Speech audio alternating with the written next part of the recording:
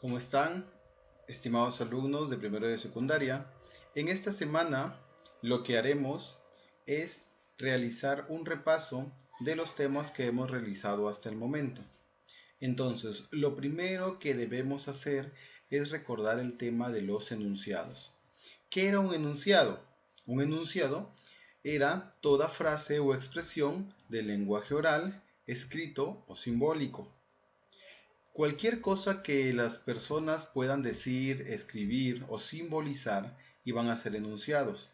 Entonces, ustedes ya han desarrollado por ahí alguna tarea de enunciado y podemos recordar que los enunciados se clasifican en cuatro tipos: enunciado abierto, enunciado cerrado, solo enunciado y pseudoproposición.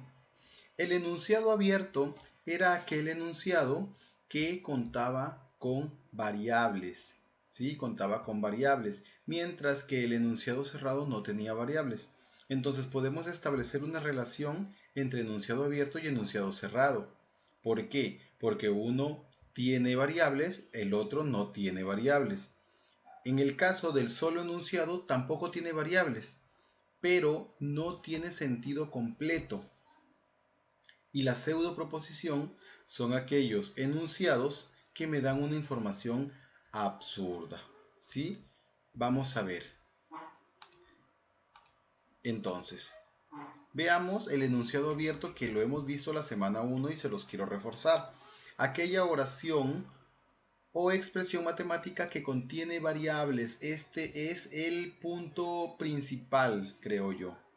Entonces, cuando yo digo, por ejemplo, sin referirme a alguien específico, digo, él es un buen jugador de fútbol. Al decir él, el sujeto es desconocido, ¿sí? Y no puede tener valor de verdad, porque si yo te preguntara, él es un buen jugador de fútbol, a ver, dime, ¿eso es verdadero o es falso? Entonces tú no podrías decir ni verdadero ni falso, porque como no sabes quién es él, entonces no puedes dar un juicio de verdad, no puedes decir, ah, sí, verdadero, falso. No tiene valor de verdad, ¿sí? O ella es muy inteligente, tampoco tiene valor de verdad porque no sabemos quién es ella. Teníamos los ejemplos, ella es la niña más hermosa del salón y X es un país de América. No sabemos cuál es el país del que están hablando. Él sacó muy buena nota en matemática, tampoco. Proposiciones.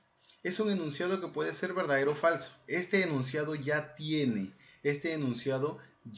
tiene valor de verdad. Ya puede ser verdadero o ya puede ser falso. Pero si es verdadero, no puede ser falso. Aquí lo dice, mira, pero no ambos a la vez.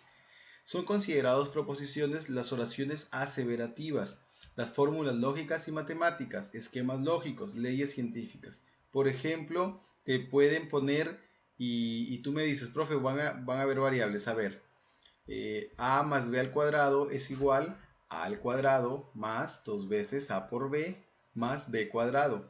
Binomio cuadrado perfecto, álgebra. Pero esa es una fórmula matemática que ya está demostrada. Por lo tanto, esto sí tiene un valor de verdad. Muy bien.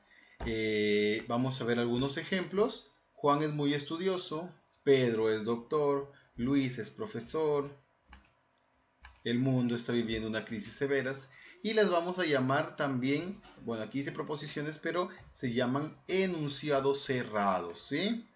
Muy bien. Y vamos a ver el siguiente que se llama solo enunciados. Son aquellos enunciados que no son ni verdaderos ni falsos y carecen de sentido completo y hacen referencia a lo irreal, a personajes que aparecen en la ficción. ¿Sí? Tenemos oraciones incompletas, personajes ficticios, como aquí está el ejemplo de Superman, títulos de obras, refranes, mitos, leyendas, proverbios o dichos populares, exclamaciones e interrogaciones. Entonces la forma fácil y práctica de ver un solo enunciado es de repente porque están en signos de pregunta o en signos de exclamación, ya es un solo enunciado. ¿Sí? Otro, aquí otro ejemplo, la silla blanca, Goku peleó con Jiren, 100 años de soledad, entonces no tienen un sentido completo. Y el último grupo, pseudo proposiciones, que como ya sabemos son los enunciados más fáciles de reconocer. ¿Por qué? Porque es absurdo. Mira, por ejemplo, La silla está bailando, los elefantes juegan ajedrez, las hormigas están estresadas.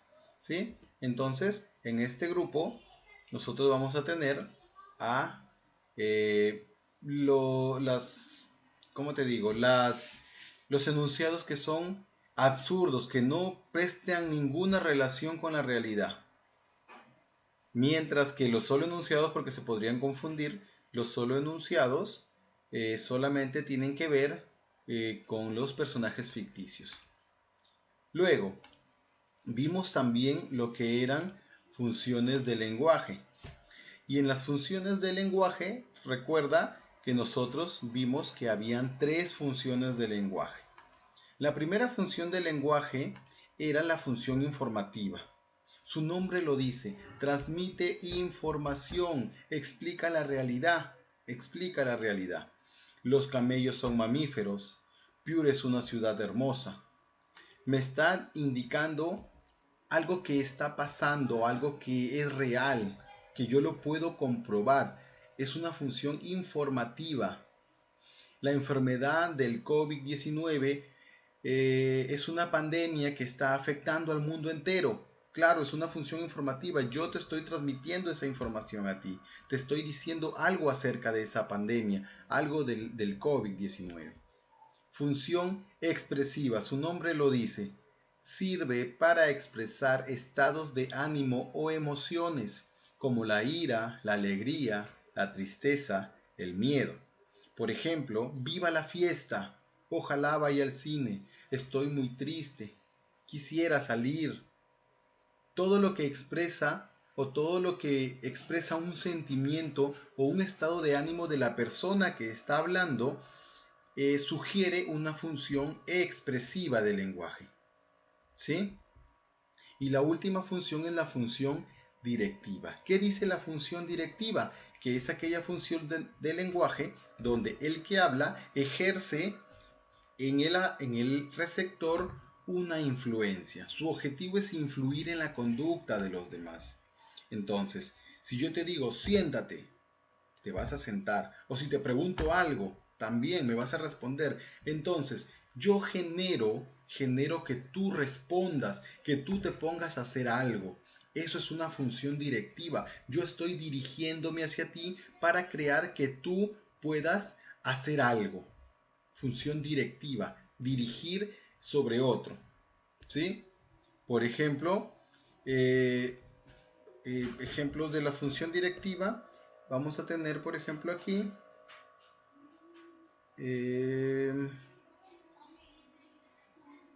función directiva, aquí está. A ver, me dicen, de las siguientes expresan una función expresiva. Entonces, ¿qué tengo que buscar yo? Tengo que buscar algo que al leerlo yo pueda descifrar o sentir lo que el emisor está pasando, lo que él está sintiendo. Vamos a ver. La música es el idioma del alma expresada en lo más profundo del corazón. La ciudad de Piura se encuentra en el puesto 3 de infectados por COVID. Ahí hay una información. Esa es informativa. Siéntate. Es una orden. ¿Cuál es tu color favorito? Te estoy preguntando y eso genera que tú me respondas. Lima es la capital del Perú. Información. Ahora, lo primero, si tú te das cuenta, la música es el idioma del alma expresada con el corazón, tiene que ver con, con lo poético. ¿Sí? Si te das cuenta, lo de la música es el idioma, tiene que ver con lo poético. Entonces, te voy a también a dar o te voy a decir que dentro de la función expresiva también vamos a tener a los textos poéticos, a los fragmentos, a los versos también. Por lo tanto, la función expresiva es esa que justamente habla que la música es el idioma del alma expresada con lo más profundo del corazón. Eso es una función expresiva. Muy bien. Otra cosa que nosotros vimos, y esto es semana 1, clases de enunciados que hemos repasado hace un momento, es el tema de las clases de proposiciones. Entonces nosotros tenemos que recordar que tenemos dos grupos de proposiciones, ¿sí? Dos grupos. Las proposiciones simples y las proposiciones compuestas. ¿Cuándo llamábamos a las proposiciones simples? Cuando no podían separarse, cuando estaban formadas por una sola proposición, cuando no presentan conectores, no presentan conectores. Por lo tanto, las proposiciones simples son aquellas que en palabras simples y sencillas no voy a poder separar. No voy a poder separar. ¿Por qué? Porque si yo las quiero separar, la proposición, la oración, el enunciado va a perder sentido. ¿Qué quiere decir? Que ya no me va a dar ninguna información, ya perdió sentido. ¿Sí? Por su parte, las proposiciones compuestas son aquellas que pueden separarse, que están formadas por dos o más proposiciones y que presentan al menos un conector. ¿Qué quiere decir esto? Que si yo quiero separar una proposición compuesta, sí lo voy a poder hacer y las proposiciones por sí solas van a tener sentido. Muy bien, proposición simple. Juan es músico. Piura es una ciudad muy calurosa. El trasplante de córnea es una de las operaciones más delicadas que existen. Entonces, nosotros tenemos que ver que estos ejemplos que yo te he dado con anticipación, estos ejemplos me señalan una proposición simple porque yo no puedo dividir Juan es músico. Y si quiero dar un ejemplo parecido, sería Jorge es doctor. Chiclayo es una ciudad norteña. El trasplante de córnea es una de las operaciones más delicadas que existen. Jorge y Mariano son hermanos. Carlos y Mercedes son esposos. No puedo separar. Jorge y Mariano son hermanos. Jorge es hermano. Faltaría el de quién. Entonces, es proposición simple por el hecho de que no los puedo separar.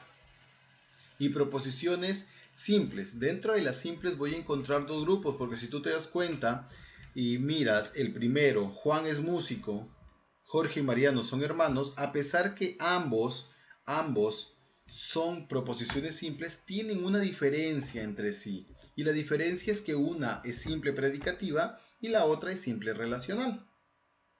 La simple predicativa es la que está formada por un sujeto y un predicado. Juan es músico. Juan sujeto es músico predicado. Piura es una ciudad muy calurosa. Piura es una ciudad muy calurosa, el predicado. Pero la relacional, como su nombre lo dice y como te lo había explicado, relacionan a dos o más sujetos.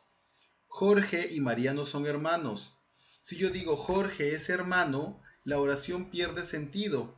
Por eso es que es ahí que me puede hacer confundir como si fuera compuesta. No va a ser un conector, porque recuerda que las simples no tenían conector. Es ahí, va a servir como un nexo, como un relacionante, vamos a decirle así. Porque va a relacionar a Jorge y a Mariano, lo va a relacionar con ese predicado de que son hermanos, o en el caso de Carlos y Mercedes, que son esposos. ¿Qué hace ese relacionante con este predicado? Que ambos sujetos necesiten estar juntos para que tenga sentido la oración. ¿Sí? Ahora, las proposiciones compuestas, como lo hemos dicho, son aquellas que se pueden separar. Mira, Juan lo tomo como sujeto 1 y Marcos como sujeto 2. Y el son músicos como predicado. Por lo tanto, yo podría decir que Juan es músico y que Marcos es músico y ambas proposiciones tienen sentido. Ambas proposiciones no han perdido sentido, siguen teniendo un sentido completo. Por lo tanto, nosotros podemos hacer y podemos decir con este resumen que las proposiciones, el grupo de las proposiciones, se dividen en las simples y las compuestas. Las simples se dividen en dos, predicativas y relacionales. Y las compuestas, ya más adelante veremos que también se dividen en más, pero por el momento vamos a hablar de las compuestas en general. ¿Sí? Entonces, bueno, es el repaso general que hemos tenido para esta cuarta semana. que tú puedas resolver alguna duda que se haya podido generar, pero también recordarte que cada 3 semanas vamos a tener una clase online donde tú me vas a poder hacer preguntas y yo te voy a poder responder esas dudas o inquietudes. Vamos a poder interactuar para, para que todo quede claro. ¿Sí? Esta semana no va a haber tarea. Vas a poder ponerte al día de repente por ahí en alguna u otra tarea que se te olvidó. Recuerda cuando te deje tareas cómo es la forma que tienes que desarrollarlas. A mí me gusta que al costado me pongan qué tipo de proposición es y todo esto, ¿sí? Entonces nos vemos en la clase online. Muy agradecido por la atención y conmigo hasta la próxima. Cuídense.